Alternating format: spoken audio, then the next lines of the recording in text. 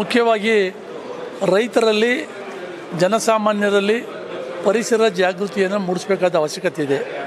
ಈಗ ಹವಾಮಾನ ವೈಪರೀತ್ಯ ಆಗ್ತಾಯಿದೆ, ಬರಗಾಲ ಜಾಸ್ತಿ ಆಗ್ತಾಯಿದೆ, ಅತಿವೃಷ್ಟಿ ಆಗ್ತಾಯಿದೆ, ಮತ್ತು ಅಂತರ್ಜಲ ಕುಸಿತ ಆಗ್ತಾಯಿದೆ. ಇವೆಲ್ಲದರ ಬಗ್ಗೆ ಜನರಿಗೆ ಜಾಗೃತಿ ಮೂಡಿಸಬೇಕಾದ ಅವಶ್ಯಕತೆ ಇದೆ. ಆ ಹಿನ್ನೆಲೆಯಲ್ಲಿ ಈ ಒಂದು ರಾಜ್ಯವ್ಯಾಪಿ ಕಾರ್ಯಕ್ರಮ ಮಾಡಬೇಕು ಅಂತೇಳಿ ಇದನ್ನು ತೀರ್ಮಾನ ಮಾಡಿ ಇವತ್ತು ಬೆಂಗಳೂರಲ್ಲಿ ಸಾಂಕೇತಿಕವಾಗಿ ಕಾರ್ಯಕ್ರಮ ಮಾಡಿದ್ದೀವಿ.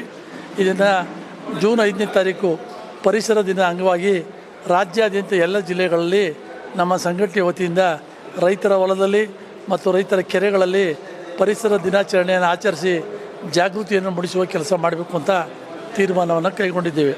ಇವತ್ತು ಏನು ನಮ್ಮ ಬಂದಿದ್ದಂಥ ಪರಿಣಿತರು ಹೇಳಿದಂಥ ಪ್ರಕಾರ ನಮ್ಮ ಮುಂದೆ ಎಷ್ಟು ವಿನಾಶಕ್ಕೆ ಹೋಗ್ತಾ ಇದ್ದೀವಿ, ನಮಗೆ ಬೇಕಾದಂಥ ಆಕ್ಸಿಜನ್ ಕಡಿಮೆ ಆಗ್ತಾಯಿದೆ, ಮರ ಗಿಡಗಳು ಕಡಿಮೆ ಆಗ್ತಾಯಿದೆ, ಕುಡಿಯೋ ನೀರು ಕಲುಷಿತ ಆಗ್ತಾಯಿದೆ.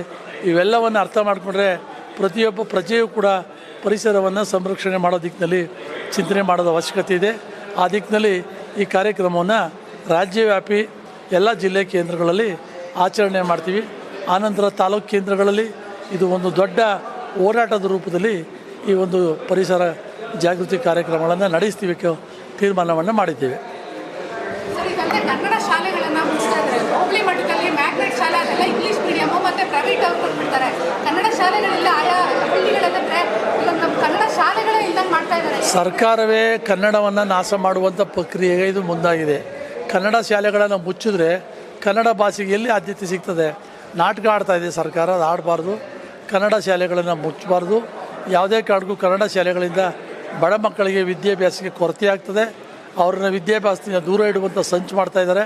ಇದು ಸರಿಯಾದ ಕ್ರಮ ಅಲ್ಲ. ಕನ್ನಡ ಶಾಲೆಯನ್ನು ಮುಚ್ಚಲಿಕ್ಕೆ ನಮ್ಮ ವಿರೋಧ ಇದೆ.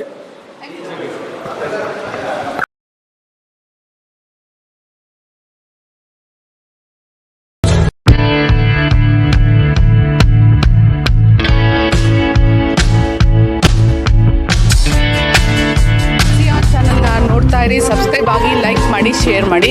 ಮುಕ್ತ ಪತ್ರಿಕೋದ್ಯಮವನ್ನು ಬೆಂಬಲಿಸಿ.